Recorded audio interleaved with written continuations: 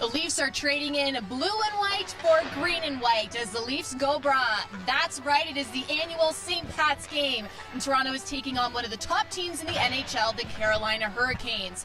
This is the last of 4 straight here at Scotiabank Arena before the Leafs leave for another 5-game road trip. What's up, everybody? Welcome to Live from Morning Skate, presented by our friends at FanDuel. As always, I'm Jacqueline Doorey, joined by analyst extraordinaire Becky Kellar. And as you can see, Leafs are on the ice in the green for optional morning skate, and we're here to talk all about it. Love the green. I love the St. Patrick's Day game. Little bit of green ourselves here, Jackie, for today. It's kind of fun. I know. I almost didn't recognize you this morning. I'm like, who's that? But yeah, the green's looking good. We're matching with the guys, and I think we are ready for a great matchup tonight. But before we get to that, let's talk a little bit about the last game versus the reigning Stanley Cup champions in the Avalanche.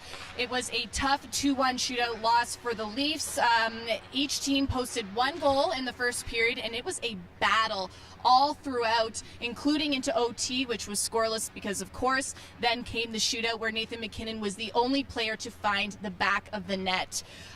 But there were some really great performances. So let's start with the great performance by our alternate captain, Morgan Rielly, opening up scoring for the Leafs, his 3rd goal this season, and generated multiple scoring chances Wednesday. Really, that wasn't his only good chance, and he was solid defensively, really showing us his two-way game on full display. So, Becky, what did you like about Rielly's performance? Yeah, he was moving up and down the ice so well in that game. He had 2 really good scoring chances. One he put in the back of the net, rung one off the post within the first 4 minutes of the game. And honestly, I think you watched those first few minutes, you saw some great scoring chances. We thought this was going to be a high-scoring affair. Turned out not to be the case, but I like what we saw from Morgan Rielly. 2 great passes, one from Austin Matthews, and then the goal coming from Mitch Marner. But it was also his defensive play. We saw him breaking up plays, did a really good job breaking up a 2-on-1, just making good reads in terms of when to attack the puck. So this is what we expect from him. Hope from him he's gearing up right at the right time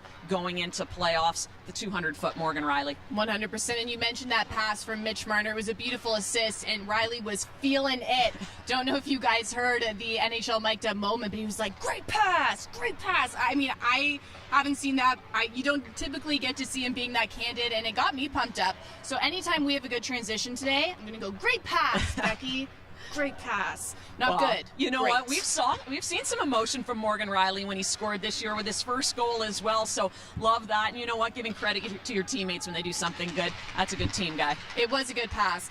All right, so let's talk about Ilya Samsonov as well. This Wednesday's game was his first start since March 7th, and he gave 28 saves. He really let the Leafs stay in the game. And you know what? Talking about that 1 goal that got past him, it was really more of an unlucky break than anything, if we're going to be honest. So what did you think about Samsonov's performance, and what did it tell you about where his development's at this point in the season? Yeah, well, Sheldon Keefe had said that he's not at 100% a couple games ago. Matt Murray got 2 games in a row. We've seen Joseph Wall take a game in the midst of that, so he's rested up. He looked really, really good. Keefe had also said he was dialed in, and I think that's exactly what we saw from him. Getting out, being aggressive. He made some big saves. His team played well in front of him in terms of shot blocking, keeping guys to the perimeter. But he did face a breakaway, shorthanded opportunity, and again, some point-blank saves, and he was solid in that game. Solid as ever. A great performance from Samsonov. And another performance I wanted to talk about was that of the first line, because we are seeing more experimentation there, and we saw Kelly Yarncroc join Mitch Marner and Austin Matthews. All 3 of them getting season-high ice time. Looking at Kelly at 18 minutes and 28 seconds. He got an assist as well in that game, and it created some time and space for Marner and Matthews. So what is it that Yarncroc brings to that lineup, and do you want to see more of it? Yeah, I think it's a great experimentation. We'll start with the amount of ice time these guys all got. Matthews and Marner, like you said, a season high for them as well. They took yesterday off the skate just to give their legs a bit of a rest. It was certainly a lot of time on ice.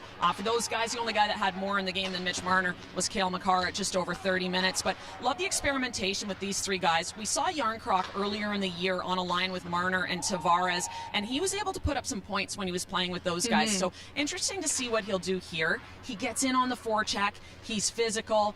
He had some great plays down low to get the puck to Austin Matthews for a scoring chance. So something I think Sheldon Keefe is going to want to see a bit more of. I would expect to see it again tonight against the Hurricanes.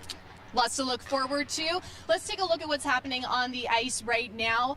We're all happy to see the return of this guy right here, Luke Schenn, making his re-debut actually on home ice here. The first time we saw him play in Toronto was back in 2008 on October 11th versus the Canadiens, and we will see him again tonight for the first time on home ice since the trade. Congratulations to him as well. He just had his third baby. And you know what? It's been a good week for Luke Schenn. He mentioned he doesn't know exactly what it's going to be like tonight, but, and I quote, he's pretty fired up for it, which means we should be too, Becky. Well, he was interviewed when he first was traded to the Toronto Maple Leafs this season, and he said he was so young the first time round, he didn't necessarily have an appreciation for the situation that he was in. He's old enough now to recognize what a great opportunity it is and what it's like to play here in Toronto on home ice. I think everyone in Leafs Nation is looking forward to having him back. I was going to say in the blue and white, in the green and white this for time tonight. But a guy that, I mean, he was a fan favorite out in Vancouver. He was here as well. I think someone, again, Leafs Nation is going to love, big physical defenseman. I'm looking forward to seeing him tonight. Yeah, lots of people breaking out those old Schenn jerseys for tonight's game. And we can take a look at who is in net this morning. We typically see both Samsonov and Murray taking some shots in morning skate. We do not know exactly who will be getting the nod for tonight's game, but we will find out shortly. And after a great performance from Samsonov and some good performances from Murray getting back in the mix, we're in a good position. Yeah, Sheldon Keefe hasn't announced which goalie will start. Samsonov was in the home net, but it's still yet to be determined. Exactly. All right, but we can talk about some other things in tonight's matchup, so let's take a look at Leafs versus Hurricanes. Carolina is coming into Toronto off a 5-3 win over the Winnipeg Jets, and they really did need that win after back-to-back losses before that. As you can see, 44-14-8 this season, sitting at the top of the Metropolitan Division, but not by much. They've got 96 points, and the New Jersey Devils are right behind them with 94. So, Becky, how would you characterize the Hurricanes right now and how they stack up to the Leafs? Well, this is just a solid defensive team, and you can see based on their statistics, goals against per game, they're the second in the league. The only team that's better right now is the Boston Bruins. Their penalty kill, one of the best in the league as well. It has been for a number of years under Rod Brind'Amour. So you know this is going to be a stingy game. They saw that against the Avalanche, so something that they're going to come into aware of. It is going to be difficult to get scoring chances. This is what this team is known for, so they're going to have to battle through that.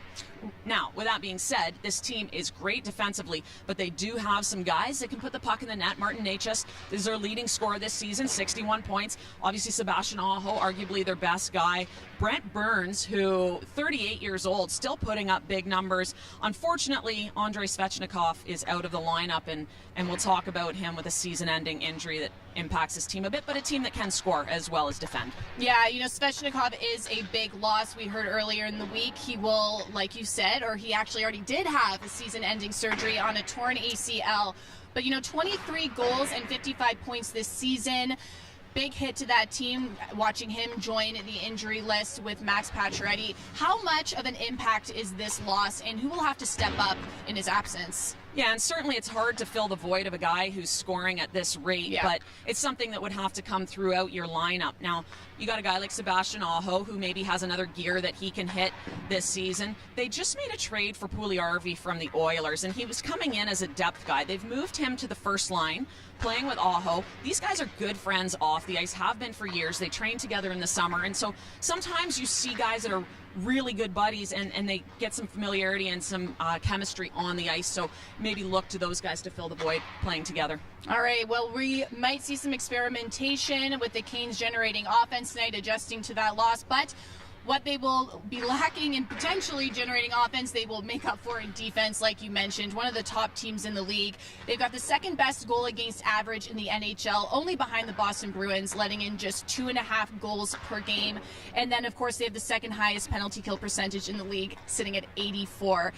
Really impressive numbers. What makes Carolina so effective in both those respects? Well, definitely a team that has bought into the defensive side of the game, both 5-on-5 and on the penalty kill. And you watch these guys penalty kill, and they're very good in structure. They have a willingness to block shots. They make great reads when to pressure and when to contain, and so something, again, they've taken great pride in. They're very stingy when it comes to that, and they've been good at that since Rod Brind'Amour has taken over the team. Obviously, he's put his stamp on this group.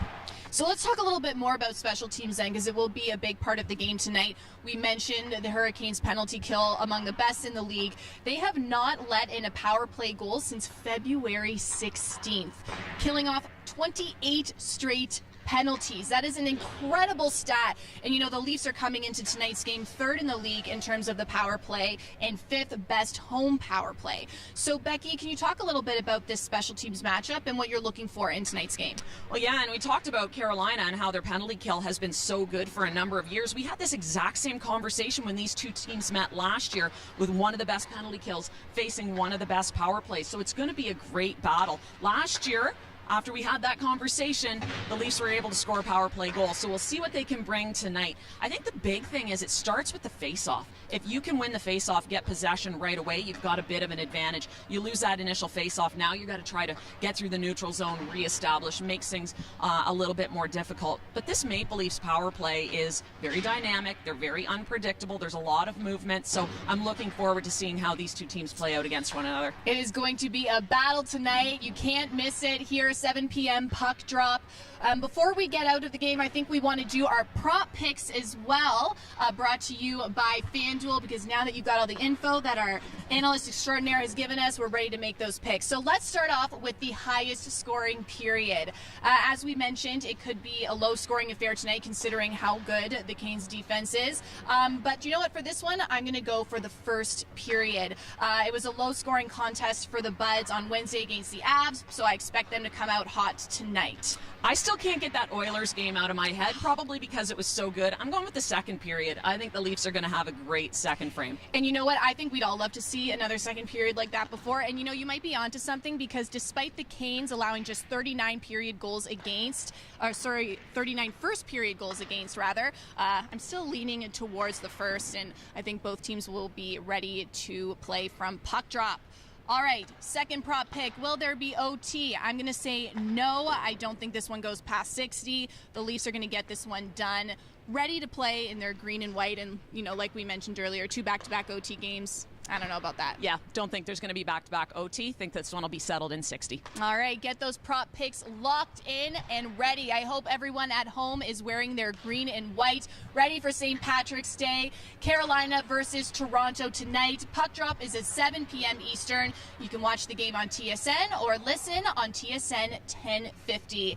Thanks for watching, everyone. Happy St. Patrick's Day, and I'm Jacqueline Doorey. Becky Kellar. We will see you next time. Go Leafs.